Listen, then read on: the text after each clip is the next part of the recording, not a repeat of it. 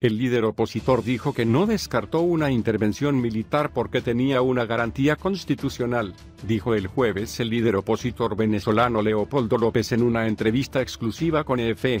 Las personas cercanas a Nicolás Maduro estaban claramente interesadas en que el presidente dejara el cargo.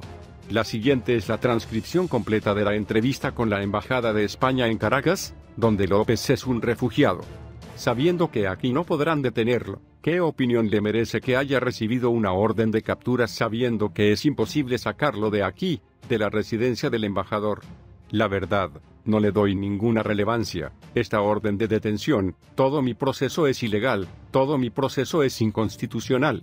Fui sentenciado a 14 años en prisión y ya tengo más de 5 años en prisión por hablar. Fui procesado por los discursos que pronuncié en 2014, un juicio en el que no se me permitió presentar un solo testigo.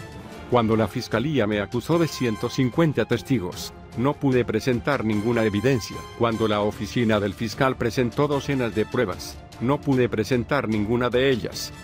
El juicio se cerró. La prensa, el público o las organizaciones de derechos humanos no pudieron visitarlo. Todo el juicio fue una farsa, al igual que la orden de detención. No le tengo miedo a la dictadura, a sus órganos represivos, ni a quienes ejecutan la justicia injusta que prevalece hoy en Venezuela.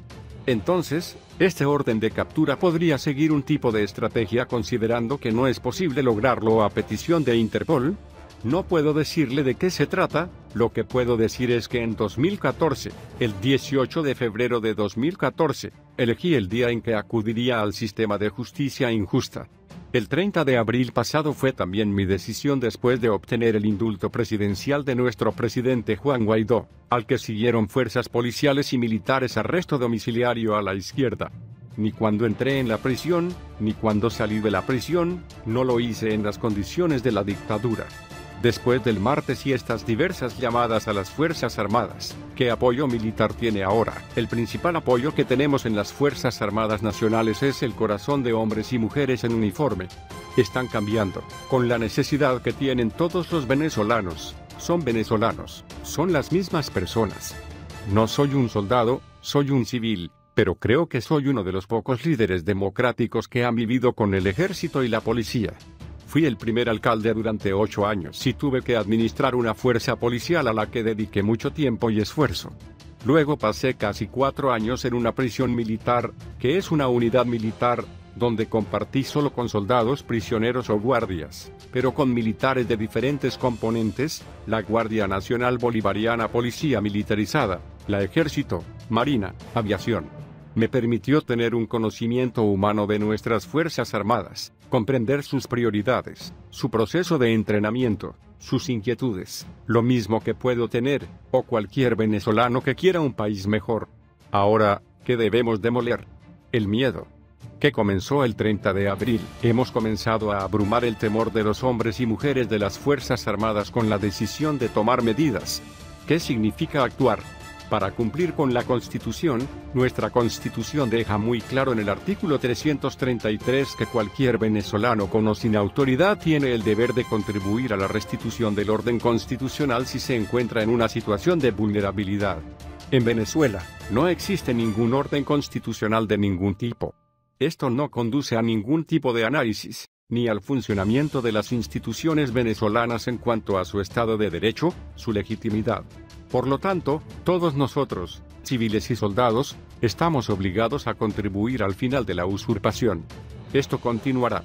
Este es ya el tercer episodio de una expresión militar contra el gobierno de Nicolás Maduro desde principios de año. El primero tuvo lugar el 22 de enero de este año con un grupo de sargentos que hicieron una declaración a madrugada. El segundo fue el 23 de febrero, cuando comenzaron a ir a Colombia y cruzar la frontera. Más de 1.700 soldados de los diversos componentes sumaron su voluntad al reconocimiento de nuestro presidente Juan Guaidó. El 30 de abril, hay otro proceso en el que ya, con más fuerza, el sector está mostrando apoyo.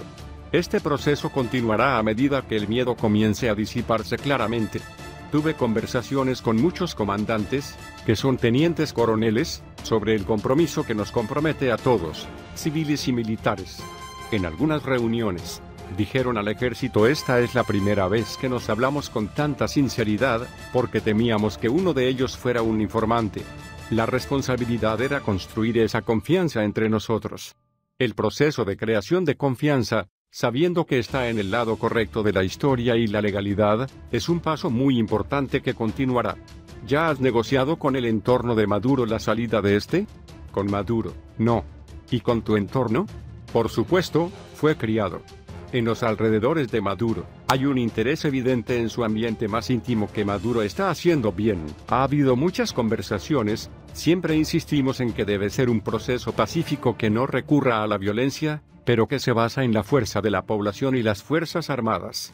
Este proceso debe garantizar la integridad misma de quienes hoy usurpan el poder. Hemos hablado de ello y en todas las conversaciones que tengo, repito, no queremos que nuestros oponentes hagan lo que nos hicieron a nosotros.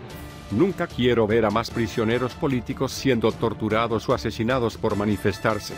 Ninguna de las personas excluidas debido a su posición política, una madre que roba alimentos porque no sigue las órdenes de la policía o un padre que no le da drogas a sus hijos porque no está bajo el control, las directivas políticas de la dictadura.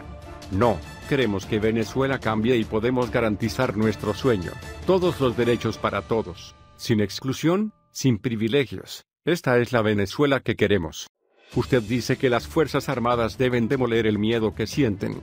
Esperaba que el martes, más oficiales militares demolieran este muro y se adhirieran más al movimiento que usted inició. Ha habido demostraciones importantes y sí, siempre lo consideramos como un proceso, nunca como una sola fecha.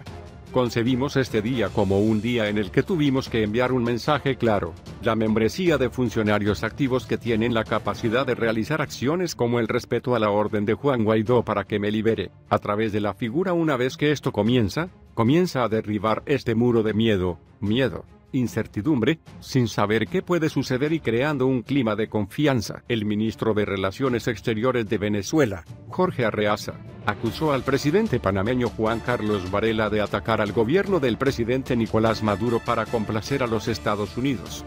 Varela sale por la puerta de atrás, apoyando los golpes fascistas y traicionando la confianza de su gente digna, dijo Arreaza en Twitter. Varela ahora se está dedicando a atacar a Venezuela para complacer a sus comandantes del norte, tratando de evitar que se investiguen sus crímenes. Una triste despedida, agregó. Los panameños eligen nuevo presidente el domingo.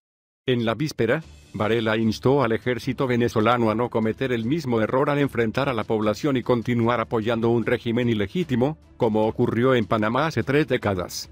El dictador panameño Manuel Antonio Noriega fue deportado luego de una invasión de Estados Unidos y en prisión. El líder de la oposición, Juan Guaidó, pide una nueva movilización, esta vez frente a las instalaciones militares para vencer a las Fuerzas Armadas. El hombre reconocido por los Estados Unidos y por 100 países como el legítimo presidente de Venezuela llama a sus partidarios a llevar su mensaje a los soldados el sábado por la mañana. Guaidó dijo en una conferencia de prensa el viernes que los venezolanos deberían tratar de hablar con los soldados de todo el país y decirles que se unan al movimiento. El legislador de 35 años está tratando de ganar el apoyo del ejército, pero el presidente Nicolás Maduro mantiene el control a pesar del supuesto descontento entre las tropas. Pocos han escuchado el llamado de Guaidó para un levantamiento el martes. Las Fuerzas Armadas son tradicionalmente el árbitro de las disputas políticas en la nación sudamericana. Grupos de derechos humanos dicen que un niño de 15 años es la última víctima de disturbios en Venezuela. El Observatorio Venezolano de Conflictos Sociales informó el viernes que Yonder Villasmil había muerto durante una protesta en el estado de Mérida, en el noroeste del país. Villasmil murió el jueves por la noche durante una manifestación contra cortes de energía. Esta es la 5ª muerte reportada durante las protestas que han sacudido el país desde el martes, cuando el líder de la oposición, Juan Guaidó, intentó provocar un levantamiento militar. Los enfrentamientos dejaron más de 200 heridos. Según el observatorio, 58 personas murieron en las protestas de este año. La nación lucha en una lucha de poder entre Guaidó y el presidente Nicolás Maduro, cuyo gobierno es odiado por gran parte de la población, sumido en una crisis económica y humanitaria. El embajador de Venezuela en Madrid acusa al gobierno español de permitir que un destacado opositor del presidente Nicolás Maduro hable en público desde su refugio en la Embajada de España en Caracas.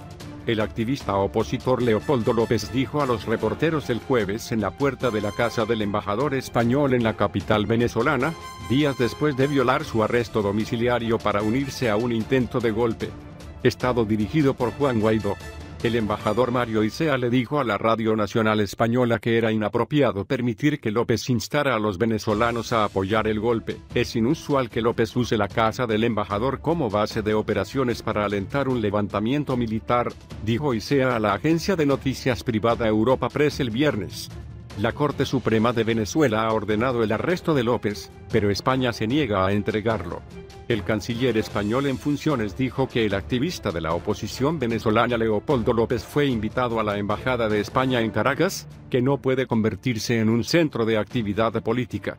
Josep Borrell dijo que el señor López no había solicitado asilo político y no podía hacerlo, porque en España, el asilo político se otorga solo si se solicita en territorio español. Hablando con los periodistas durante una visita a la capital libanesa, Borrell dijo que López fue recibido por invitación de la embajada, y agregó que España no permitirá que su embajada se convierta en un centro de actividad política de Leopoldo López, otra persona. A partir de 2014, López cumplió una pena de prisión por organizar manifestaciones contra el régimen del presidente Nicolás Maduro, que se había conmutado por arresto domiciliario después de 2 años de prisión.